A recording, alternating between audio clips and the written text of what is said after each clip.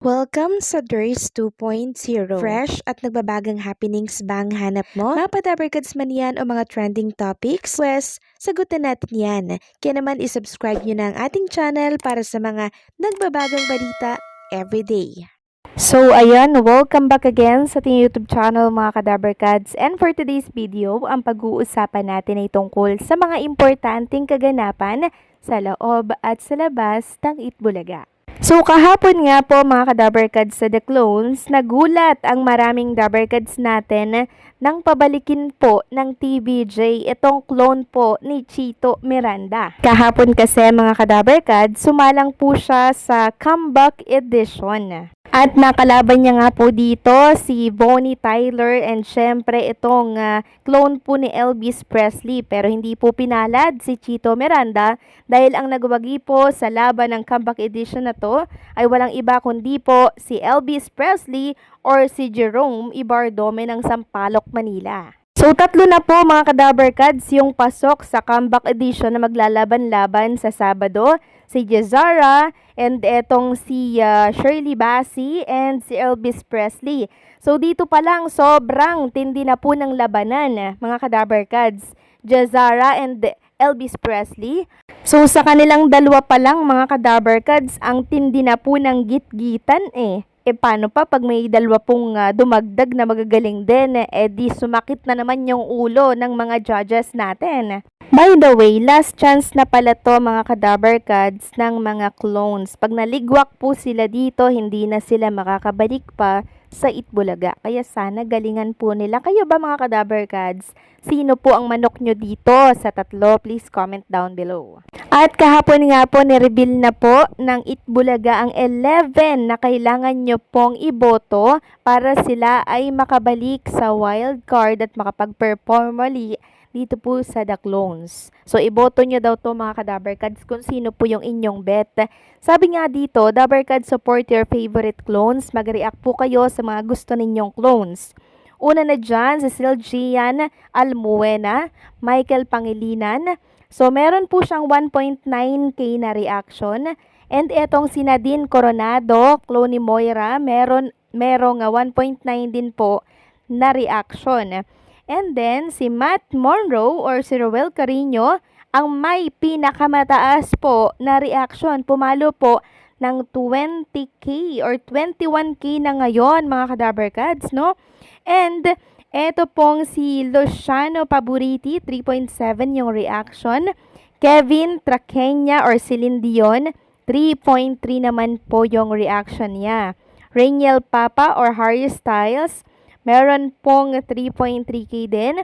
And itong si Steve Perry, merong 1.5. At itong Slapshot naman, or si Jimboy Capillos, merong 651. Medyo mababa po.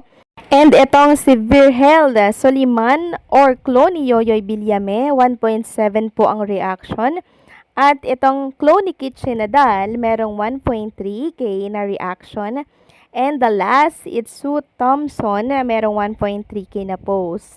So, nangunguna po dito ang clone ni Matt Monroe, mga Kadabarkads, na siyang sinundan po nitong si Luciano Paboriti na merong 3.7k na reaction. Kaya naman, bumoto na kayo dito, mga Kadabarkads, sa mga clones na gusto nyo pong makabalik sa Itbulaga.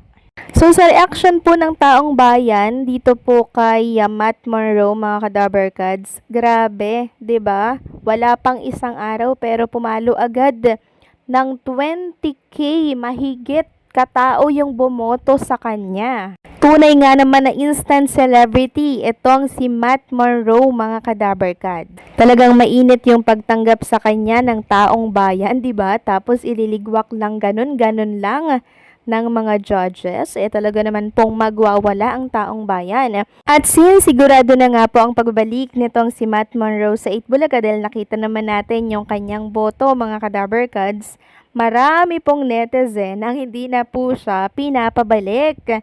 Dahil sa inis, sabi po ng isang netizen, if I were him, wag ka na bumalik. The heart has been done. Nasaktan na ng todo mga fans sa hindi mo pagkapanalo. Tas mauulit na naman kung sakali na matalo ka ulit. At least as of now, nasa kamalayan na ng tao na magaling ka. Kaboses mo si Matt Monroe. Tama na yon. Yung suporta ng tao nasa iyo na kahit hindi ka na bumalik sa EB. Kung sakali naman na manalo ka this time, parang wala na ring tamis. Alam mo yung feeling na pagbigyan na lang mga fans para matigil na yung run. Kaya sana wag na lang. Disappointed man kami, ikaw pa rin ang panalo 90% para sa mga tao. Sabi pa ng isa, payo lang po idol, wag ka nang sumali sa wild card. Sa totoo lang po, magaling ka, unang hakbang mo na yung pagsali sa Itbulaga. Marami na pong kukuha sa'yo, ang ganda ng boses mo. Bata ka pa, basta tuloy-tuloy mo lang ang pagkanta. Marami ka pang ibang kompetisyon na pwedeng salihan, laban lang ng laban. Mas mahasa ka po. Sabi nga sa bawat pagkatalo, tuloy lang ang laban. Tingnan mo, if saan ka may mali or di naabot at yun ang tutukan mo, parang pag-aaral lang din yan. Kung saan ka mababa, dun ka tumutok. Sobrang bata mo pa, po, God bless. Sabi pa ng isa, kung ako, wag ka nang bumalik doon. Pampalubag loob na lang yan para tumigil na ang mga negative comments sa mga fans. Go where your talent will be value. Know your worth. Hindi man sa kanila, sigurado sa iba sisikat ka at mabibigyang halaga ang talent mo. God bless, magaling ka. So ilan lamang yan sa mga komento po ng ilang mga netizen. Pero kayo ba mga Kadaberkads, gusto niyo po ba talagang pabalikin itong si Matt Monroe sa Itbulaga? Ako para sa akin mga Kadaberkads, pabalikin man or hindi itong si Matt Monroe, okay na ako eh. Kasi nakilala na po siya, pinag-usapan na siya sa mundo ng social media. Doon pa lang panalo na po itong si Matt Monroe kasi nakilala na siya through Itbulaga mga Kadaberkads at yun yung magiging way, 'di ba? Para mas lalo siyang sumikat at maging instant celebrity. Kita nyo nga po yung mga video ni Matt Monroe, kahit saan po nagkalat sa mundo ng social media. Ibig sabihin lamang nito, marami pong interesado sa mga video niya dahil ninanakaw mga Kadaberkads eh. Kaya para sa akin, pabalikin man yan or hindi sa Itbulaga, nakuha niya na yung puso ng maraming tao. Tinalo niya nga po yung nanalo, di ba? Tinalo pa niya yung grand winner kasi para sa taong bayan, siya talaga ang panalo.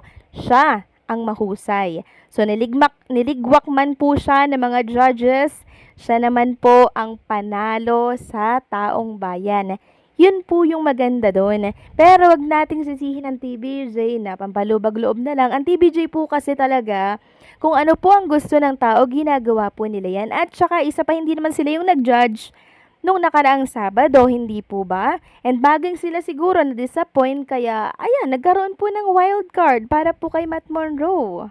Hindi po bibitawan niya ng TBJ. Nagkamali man ang husga ng mga judges, syempre to the rescue ang Itbulaga para po ibalik si Matt Monroe. So maging thankful na lang tayo dahil pinababalik or binigyan ng tsansa si Matt Monroe dito sa Itbulaga, 'di ba? So kayo ba, payag ba kayong makabalik si Matt Monroe? Please comment down below ha, and don't forget to like, share, comment, and subscribe.